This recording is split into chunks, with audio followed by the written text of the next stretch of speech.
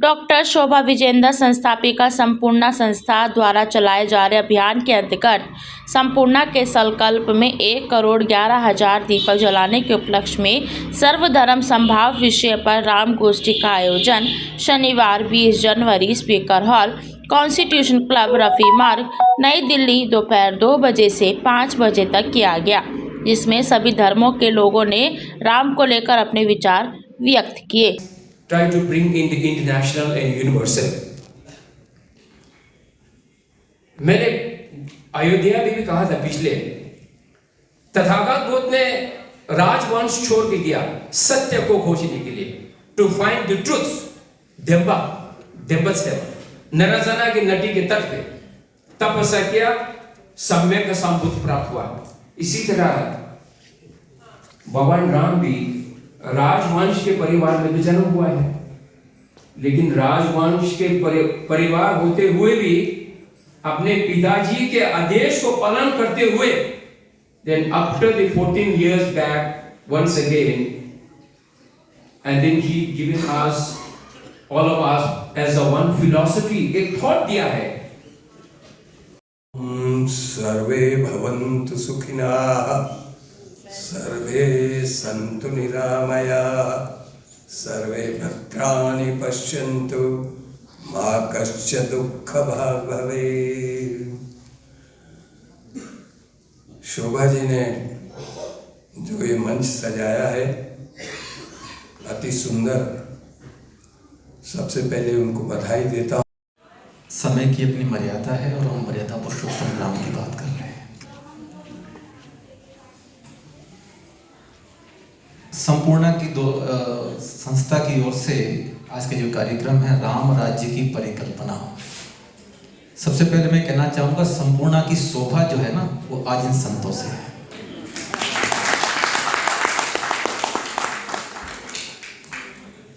भगवान राम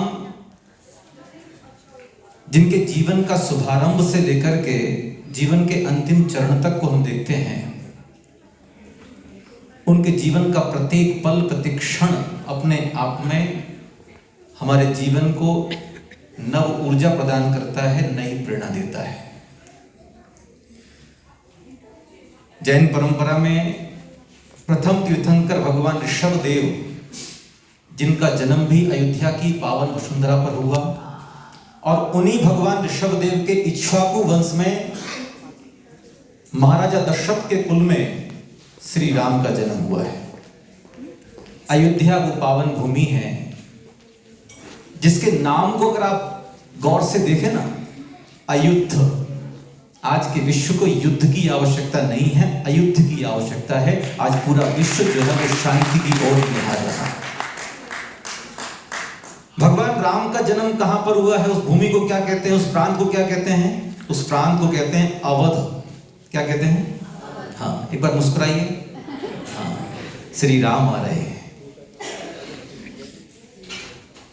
अवध का अर्थ क्या है? अवध।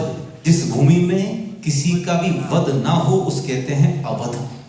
और श्री राम के पहले महाराजा भरत ने अपने पूरे शासन काल में किसी को भी अवध प्रांत में प्राण दंड नहीं दिया, मृत्यु दंड नहीं दिया। ये अवध भूमि की विशेषता है।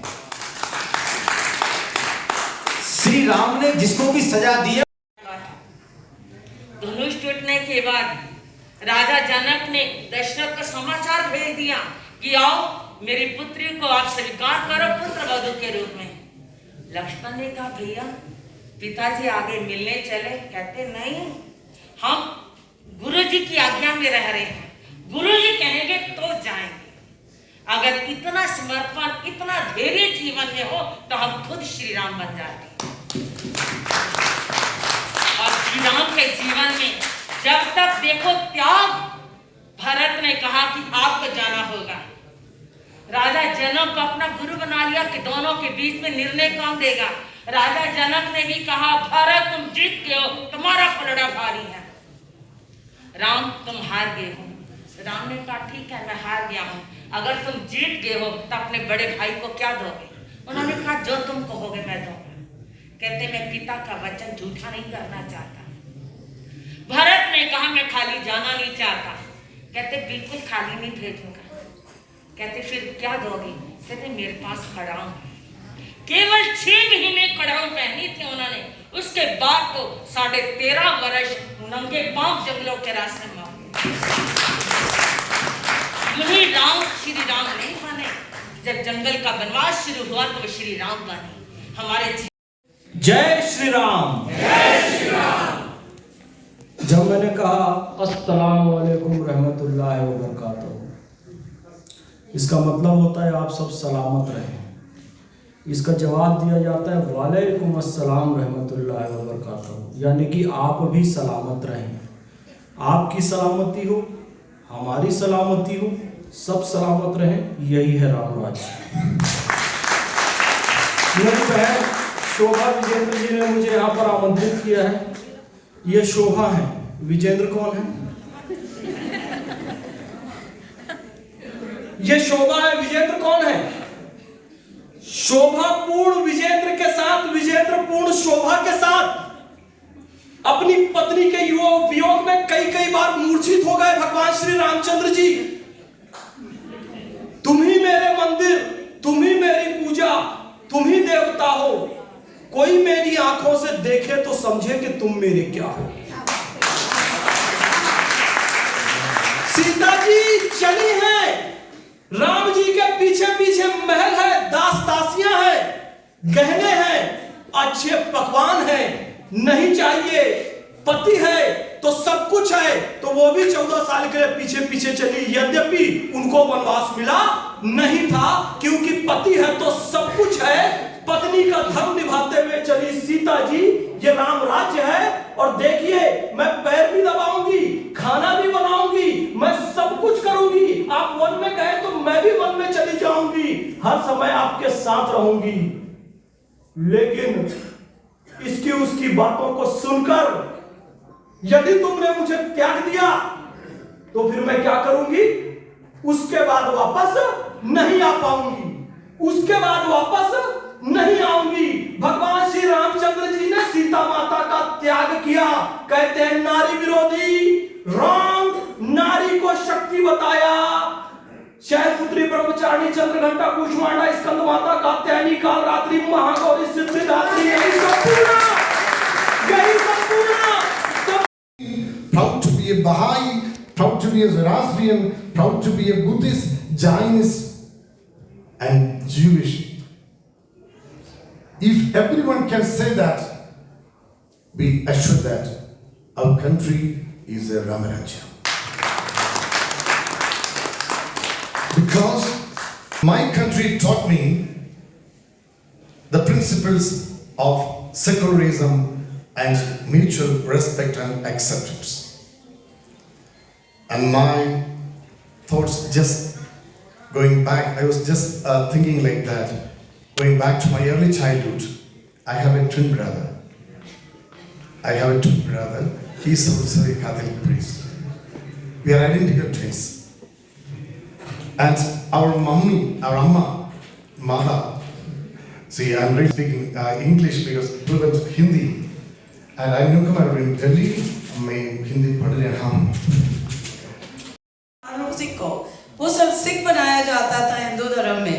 कहते थे पहला बेटा सिख बनेगा, उसको सिख बनाया जाता था। तो मैं नहीं, मेरे को बिल्कुल आ नहीं सकती थी, but I thank Shobha ji कि वो मुझे इस मंच पे लाई और आप सब विद्वानों को मेरे को मिलने का, दर्शन करने का और आप लोग को सुनने का मिला। सिखिज्म कोई अलग नहीं है, सिखिज्म और हिंदुइज्म एक ही है। हम सब आप लोगों के साथ, सिख जितने हैं आप लोगों के साथ हैं और हमेशा सिखिज्म साथ रहेगा। अगर आप गुरु ग्रंथ साहब को खोलोगे तो उसमें राम जी का कितनी बारी नाम लिया गया है। और मेरे पास इतनी चीज़ें हैं शेयर करने के लिए, but I am so sorry, मैं शेयर ज़्यादा कर नहीं पाऊंगी। और आप लोगों को एक बार बहुत, सब लोगों को बहुत बहुत मुबारक हो इस दिन की, ग्लोबल पंजाबी एसोसिएशन की तरफ से। Thank you so much. Awadhpuri में आ रहे देखो राजा, अवधपुरी में आ गए देखो राजा राम। और कल शाम को श्री राम के बाल रूप विग्रह की जो एक फोटो हमने देखी, बहुत ही मनोज्ञ प्रतिमा है।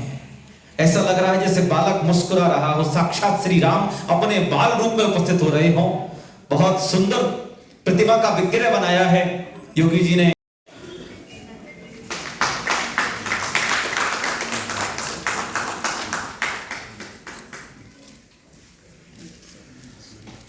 यही ताकत है राम की भी।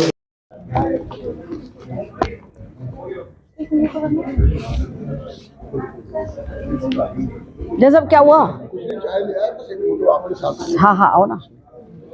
नमस्कार मैम, आपका ओजोन न्यूज़ में बहुत बहुत स्वागत है। संपूर्ण और ग्लोबल बिहारी द्वारा आज यहाँ पे कार्यक्रम रखा गया राम राज्य को जानने के लिए, अपनी परिकल्पना के लिए रखा गया, तो क्या कहेंगे इसके बारे में? देखिए, ऐसा है कि संपूर्णा और ग्लोबल बिहारी ने हमने एक इनिशिएटिव लिया था कि हम समाज के सब वर्गों के पास जाएंगे, हर धर्म के पास जाएंगे और सबसे कहेंगे कि भगवान राम हम सबके हैं, भगवान राम किसी एक धर्म के नहीं हैं और वो राम राज्य की कल्पना किस प्रकार से करते हैं उसके विषय में चलिए बातचीत करते हैं, साथ बैठते हैं। और जो आने वाली 22 तारीख है उसको अगर सब धर्मों के लोग खुले हृदय से अपने घर के द्वार पर 11 दीपक जलाते हैं तो मुझे पूर्ण विश्वास है कि आने वाले समय के अंदर हमारे देश में राम राज्य भी प्रतिस्थापित होगा। इसी शुभ कल्पना के साथ हमने ये कार्यक्रम संजोया था और इसके अंदर सभी धर्मों के रिप्रेजेंटेटिव्स आए, सबने अपनी अपनी बात रखी। लेकिन सोशल जस्टिस हो राम राज्य के अंदर, सोशल जस्टिस में सबको न्याय मिले, सोशल जस्टिस में समरसता हो और सोशल जस्टिस में अंतिम पंक्ति में जो खड़ा व्यक्ति है उसको भी न्याय मिले, उसको भी सुख हो, उसको भी सौहार्द मिले। इसी परिकल्पना के साथ हमने ये कार्यक्रम रखा और बहुत सुंदर इस कार्यक्रम की अभिव्यक्ति रही। मुझे पूर्ण विश्वास है कि आने वाली 22 तारीख को पूरी दिल्ली में 1,11,000 नहीं 5,11,000 दीपक अवश्य प्रज्वलित होंगे और सब लोग अपने हृदय में श्री राम की मर्यादाओं को अपने अंदर समाने के लिए बेचैन हैं। मुझे लगता है अगर हम 140 करोड़ लोग ठान लेंगे कि हम जो है हम राम की मर्यादाओं का पालन करते हुए अपना जीवन यापन करेंगे तो वो दिन दूर नहीं कि जब हम जल्दी ही विश्व गुरु भी बनेंगे। सर, आप किस तरह से नज़रिए से देखते हैं राम राज्य की परिकल्पना और क्या कहेंगे? और आज यहाँ पे जो गोष्ठी भी रखेगी सभी धर्मों के यहाँ पे जो लोग थे उपस्थित थे, उसके बारे में क्या कहेंगे? देखिए, राम राज्य की जब हम परिकल्पना करते हैं तो राम राज्य में क्या था? राम राज्य में हर एक को बोलने की स्वतंत्रता थी। राम राज्य में एक सोशल जस्टिस था। राम ने हर एक को एक नज़र से देखा और सबसे पहले उन्होंने जो राज्य धर्म है उसका निर्वहन किया, परिवार को भी त्यागा और जो धर्म के अनुसार उन्होंने सारी चीज़ें की। धर्म के अनुसार हम क्या करना चाहते हैं यहाँ पे, हमारे यहाँ सब लोगों को बुलाने का, सब धर्म गुरुओं को बुलाने का यही था कि सब में कहाँ पे सामंजस्य है, कहाँ पे विवाद है। एक मीडिया कर्मी होने के नाते मैं ये भी जानना चाहता था कि कहीं कुछ विवाद है। आज बहुत अच्छा लग रहा है कि कहीं कोई विवाद नहीं है, सब एक सुर में बोल रहे हैं कि राम राज्य तो सबके धर्म में है, सबकी ज़रूरत है राम राज्य। राम राज्य मतलब सबके साथ न्याय हो, सब सुख चैन से रहे, सब जो है सबके लिए सबकी सुनवाई हो, तो यही राम राज्य है जिसपे आज सब धर्म के सब संरक्षकों ने भी, जो यहाँ के धर्म के गुरुओं ने, उन्होंने भी एक एंडोर्समेंट किया। ये बहुत बड़ी बात है हम लोगों के लिए। पहले मैं अपना परिचय दूंगी। मेरा नाम टीना पूरी जिंदल है। मैं मंदिर प्रकोष्ठ भाजपा की विधानसभा प्रभारी हूँ तिलक नगर से और मैं बात करती हूँ धर्म की।